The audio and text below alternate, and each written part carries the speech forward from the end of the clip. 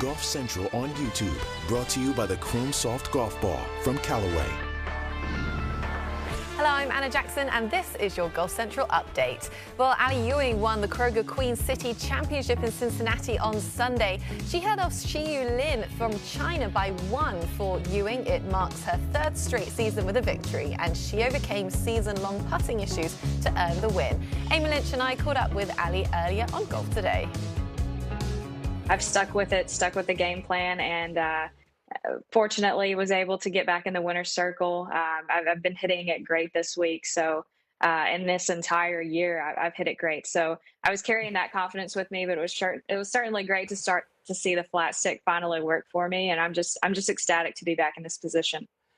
Ali, you said on Sunday that you struggled with nerves all day long, which might surprise some people who just saw you on that list trailing only Jin Young Ko and Nelly Korda for wins over the last couple of years. Can you explain how you got to that point where the nerves, was it just specific to the circumstances that day or because of what's been going on this season? I think it's a little bit of both.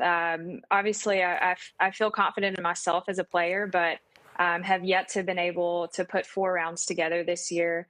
And seeing myself do that was just overcoming some nerves, overcoming some obstacles, and just persevering through this year to be able to get back into that winner's circle. So it was a lot of fun to finally see putts go in, like I said. But overall, it's a pretty cool list that you just showed with Jin Young and Nelly ahead of me, and to be a winner 3 consecutive years is really cool.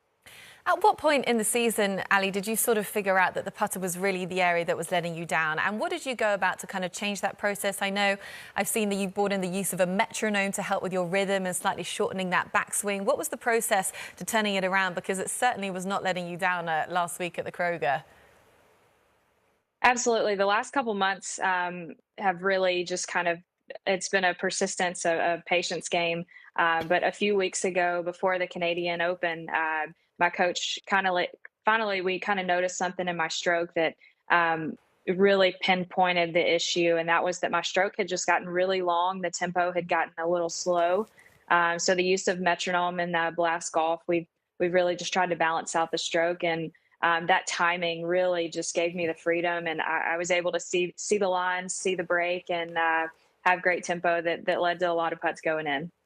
It had been quite some time, Ali, since your last top 10 finish on tour. And when you've got the putting issues going on as well, how tough is it to persevere and try to see the long game when you're kind of in the weeds with stuff like that? Yeah, it's a big patience game, and I've always been a process-oriented person, and if I just stick to my game plan, don't try to change a lot.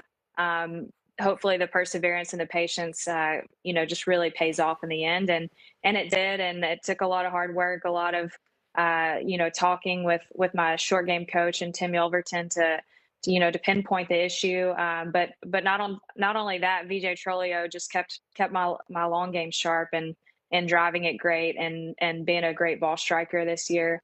It's a part of my game that I've always trusted. And it obviously hung in till the end of the golf tournament, and has hung with me all year. But finally, the putter started working, and it got hot at the right time. It certainly did. And a huge additional factor of that win, Ali, is propelling you inside that top 60 bubble in the race to the CME Globe. Because once you get to the CME Globe Tour Championship, then anybody can win that event. There's no staggered start system. You all kind of start from zero, and you have the opportunity to walk away with the biggest prize in women's golf. So now not have to stress about that bubble. You're kind of well inside the top 30 now. How much of a pressure does that take off your shoulders for the rest of the season? Yeah, it definitely took off some pressure. Anybody who competes on the LPGA wants to play the season-ending event, the CME Championship. And being on the outside looking in was really tough, knowing, how I felt and how much expectation that I had for myself as a player. And just knowing that a good week would propel me into that, not even a win. I started to see the good form coming in Canada. Didn't put it all together, but I had a feeling that I could, start playing really solid to finish off the year. And a win certainly was exceeded some expectation, but I'm certainly thrilled, certainly excited, and really excited to finish off the year with the last few events before CME, and hopefully move myself even closer into a good spot and play CME well. And it was back in 1950 when the Ladies Professional Golf Association was officially formed at a meeting in New York City, with Patty Berg elected as the tour's first president. Patty was one of 13 driven founders who had to do it all on their own in the tour's early years, organised tournaments, set up courses and more. Karen Stupples talked about what this day meant for women's sport and even her career. You think about them, obviously driving from tournament to tournament. They would set up their own courses. They would officiate their own events. And really, they had to drum up support and do their own marketing as well. So they did everything along the way. But what makes me the most proud of where the tour is now is the growth that it has given women's golf across the globe.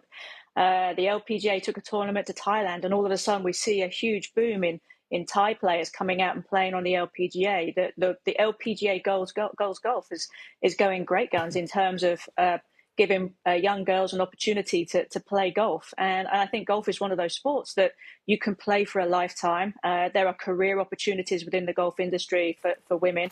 And I think it's a nice thing to do, a career path-wise for them. So I'm most proud of what they've done with growing women's golf across the globe and being role models for those young players. Karen, as we're seeing with the PGA Tour these days, even established organisations kind of need to reinvent themselves and improve over time. When you look at the LPGA Tour, what do you see that needs the most improvement, or where's the most headroom for growth? Oh, I have a few soapboxes that I love to stand on with this regard. One of them we saw come to fruition last week. That was the feature group coverage, which I think is a huge step in making women's golf available from the time they tee off to the time they finish. You can tune in, you can watch some groups, you can watch them play. I really like that. I think that's important moving forward. I would also love to see some shot tracking, more statistics, because it's one thing to tell the story of a player, but it's a whole, and their history and how they got into the game and all the rest of it. But it's a whole different ball game if you can put it in context of competition and the statistics and numbers that add up to make it such a priority. I mean, we've seen it with the PGA Tour. There are so many statistics and numbers that enable you to really tell how a player is doing week in, week out, and what gives them a good chance to win or not. And I think that's a big part of the picture of storytelling when it comes to competition golf. And then the other one I'd really like to see happen is the LPGA have a strategic alliance with the PGA Tour. And I would really love to see a mixed event. And I know I'm not the only one that's going to ask for this, because I really feel like this would be a big step for the LPGA and women's golf in general to have the same stage as the men and to see everybody come together in that fashion. Karen, I mean, you make so many good points on how you can grow the game. And there's, without a doubt, the women's game is going from strength to strength. You just have to watch the product now, and it's just so compelling, and there is so much talent. But if you had your sort of boldest vision for the future of the women's game, I mean, what would that look like to you? Well, I think when you look at women's sport, I think we can look at, obviously the LPGA is a fabulous organisation, but I think we look at women's tennis as a great one. We've just had the Women's US Open tennis, and they play for equal purses, the men and the women at the majors. And my bold prediction would be that we'll see that in the future for the women's majors too. You'll see equal purses, and I mean, I wouldn't mind seeing them on the same stage as well. That would be kind of cool.